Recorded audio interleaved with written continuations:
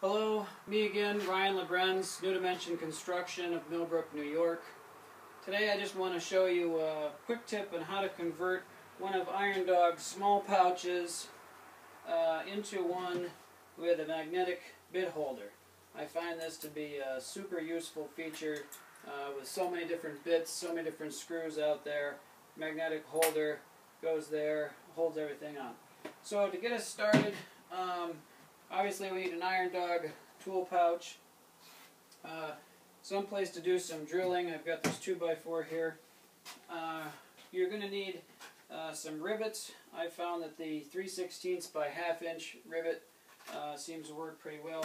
I've got my pop rivet gun here with the rivet ready to go, and a magnetic bit and screw holder. This particular one is the ProHold, fastcap.com. You can buy these. It has 9 very powerful magnets in the back.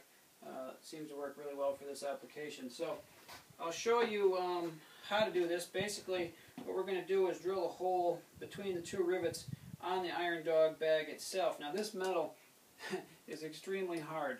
I'll demonstrate.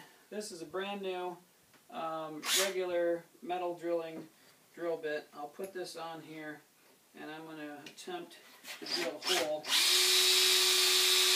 And you can see I'm crushing this garbage can under my weight, and I barely put a dent in it. Now, you will eventually get through with that. I suggest Bad Dog multi-purpose drill bits. You can check them out, Bad Dog. This is the same size bit of their particular brand. I'm going to try the same exact thing here on this with their bit. I've gotten myself a little pilot hole going there, so I'm going to try and get back in the same spot if I can. Oh, we're going to wander, so I'm going to take that bit out. I'm going to use a little smaller one first to make a pilot hole. Like I said, it's very hard stuff.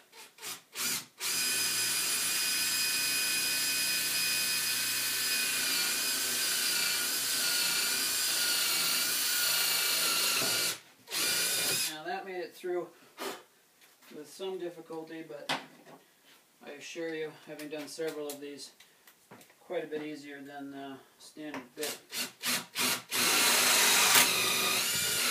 Put the bit on there the size that I ultimately want. Finish that off. Now I got my hole through the pouch itself. We're going to take our Pro holder here, and we're going to attempt to hit a hole between the 2 magnets. So I'm going to put this basically center of the pouch. There seems to line up. I've offset my hole slightly on the 2 rivets there. We'll put this back here, and we'll drill a hole through both, and we can see we popped out more or less where we wanted to be.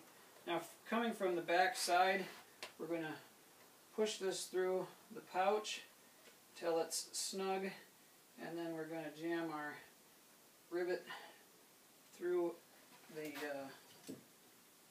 bit holder. This is kind of a soft, rubbery plastic material. We want to just try and turn that a few times until we get it through there. Now once we've established it through the bit holder, it's important to squeeze it off just until the head of the rivet is more or less flush with our bit holder, because if you squeeze too hard on this, it'll actually pull right back through. So just stop there and grab a pair of side cutters and cut the rivet stem off flush. Now that's a little bit jagged on the back. You could use a hand file. I like this little grinder because it's quick.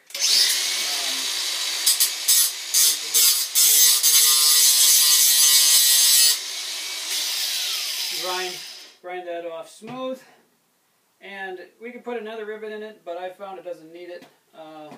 This is iron, so the magnets hold on there pretty good, and if you wanted to, you could move it around, but Now that's basically there, and you're ready with your various bits to throw those in there, and you have all your bits at your disposal the same way I have here. The other feature that I like about it is if you've got screws or nails or whatever in there and you're jostling around a little bit, this seems to catch them and prevent them from falling out. So great addition to the Iron Dog tool gear. Thank you, Iron Dog, for coming up with the gear, and I hope to see something like this on future products, or perhaps a Snap-on edition. That's it.